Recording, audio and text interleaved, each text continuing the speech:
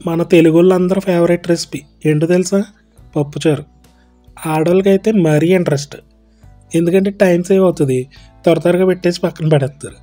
కాకపోతే వంటలన్నిటిలోకి బెస్ట్ అనిపిస్తుంది ఇది పెట్టినప్పుడు, అంత బాగుంటుంది. దీంతోపాటు చల్లమిరపకాయలు, ఒడియాలు ఏమి కాంబినేషన్ అయినా కూడా ఎక్స్ట్రాడినరీగా ఉంటుంది, చాలా బాగుంటుంది. పప్పుచారులో చాలా రకాలు ఉంటాయి కదా. నేను చిన్నప్పటి నుంచి ఏది ఇష్టపడ్డానో అది ఈరోజు చూపించాను మీకు. మిగతాయి మనం తర్వాత చేయొచ్చు. దీనికోసం ఒక 1/2 kg నాగపూర్ కందిపప్పు ఉంటుంది కదా, రేషన్ది వాడకూడదు అసలు, ఇదైతే బాగుంటుంది. 1 కప్పు తీసుకున్నాము. నీట్గా వాష్ చేసి ఆ వాటర్ తీసేయాలి. రెండోసారి కడిగిన వాటర్ మనం యూజ్ చేసుకోవచ్చు, కానీ నేను తీసేసాను. ఫస్ట్ది అయితే కొంచెం దుమ్ము అదంతా ఉంటుంది కాబట్టి పారబోయాలి.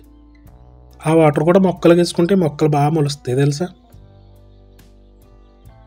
సెకండ్ టైం కడిగిన వాటర్ అయితే మనం చారులోకో, కర్రీలోకో, లేకపోతే పప్పుచారులోనే వేసుకోవచ్చు, మంచిది. నీట్గా వాష్ చేసి ఒక అరగంట సేపు నానబెట్టామనుకో ఈజీగా కుక్ అవుతుంది. పప్పు ఉడకాలంటే ఏం చేయాలి చెప్పనా? అది స్టవ్ మీద అవని లేదా పొయ్యి మీద అవని, పప్పు నానబెట్టేటప్పుడు 1 అంగుళం ఎత్తు వాటర్ వేస్తే చాలు, మరీ ఎక్కువ వేయకూడదు. అలాగే దానికి తోడుగా ఏదో ఒక ఆయిల్, అంటే వేరుశనగ, నువ్వుల నూనె, ఏదో ఒక ఆయిల్ 1-2 స్పూన్లు వేసుకున్నాం అనుకో ఈజీగా ఉడుకుతుంది. 1 అంగుళం ఎత్తు వాటర్ చెప్పాను కదా, అది ఉడుకుతున్నప్పుడు చూసుకుంటూ ఉండాలి. ఆ వాటర్ ఎగిరిపోతే మళ్ళీ వాటర్ కొంచెం వేసుకోవాలి. అలా అయితే స్పీడ్గా ఉడికిపోతుంది. అదే ఎక్కువ వాటర్ వేసామనుకో ఆ వాటర్ బాయిల్ అయ్యి ఈ పప్పు ఉడికేటప్పటికి గంటల టైం తీసుకుంటుంది అనమాట. అది మనకి అవతల పప్పు ఉడుకుతా ఉంది, అవతల అమ్మ అన్నం కూడా వండేస్తుంది.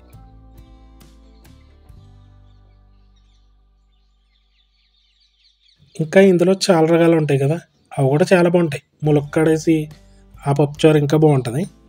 ఇది నార్మల్గా నాకు చిక్కగా ఉంటేనే ఇష్టం అనమాట, అందుకే అలాగే చేశాను. చూసారా, అలా కొంచెం కొంచెం వాటర్ వేసుకోవాలి, ఎక్కువ వేయకుండా తక్కువ వేస్తే త్వరగా ఉడికిపోతుంది.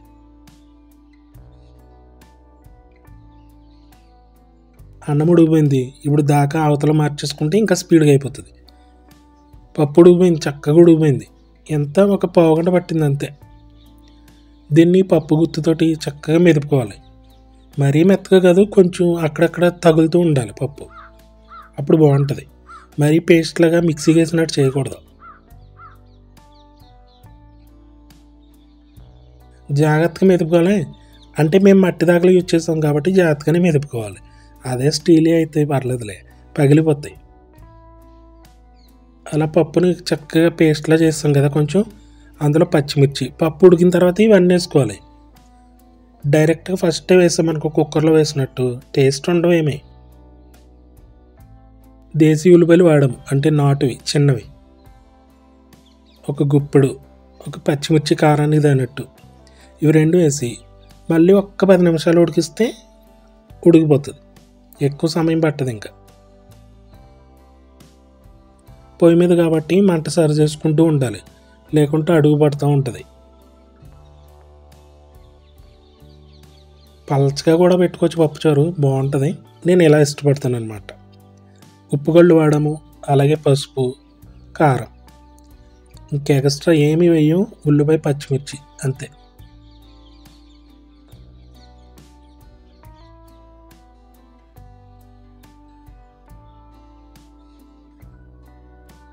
ఇవన్నీ వేసుకున్న తర్వాత ఒక 10 నిమిషాలు బాగా మరిగిస్తే చక్కగా మంచి ఫ్లేవర్ వచ్చేస్తుంది.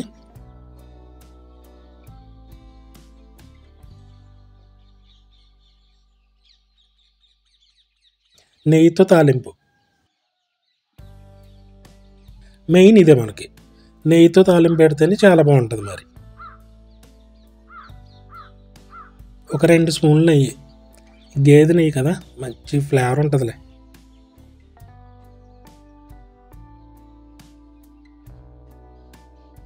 వెల్లుల్లిపాయలు చక్కగా చెదగొట్టేసాం కదా, నెయ్యి బాగా కాగిన తర్వాత అవి వేసుకుని, తర్వాత ఎండుమిర్చి విత్తనాలు అలా సెపరేట్ చేసామనుకో మంచి టేస్ట్ ఉంటుంది. తర్వాత ఆవాలు, జీలకర్ర, కరివేపాకు ఇవన్నీ బాగా గలగల్లాడిదా ఫ్రై చేసుకోవాలి. సగం సగం ఫ్రై చేసి చేసామనుకో టేస్ట్ ఉండదు. తాలింపు బాగా వేగితేనే టేస్ట్ ఉంటుంది.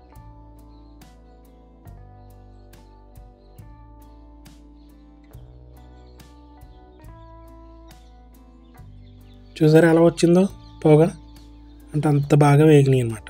అంతే, చాలా సింపుల్గా అయిపోయింది కదా. ఇదైతే నా ఫేవరెట్. మనకి ఫుడ్ అంటే అన్ని ఫేవరెట్ ఉంటాయి, బట్ ఇది చాలా బాగుంటుంది. నాకు చాలా ఇష్టం పప్పుచారు అంటే. ఇలాగా కొంచెం చిక్కగా అయిపోయింది, బాగుంది. అయిపోయింది, ఇంకా దించేసుకోవడమే కిందకి.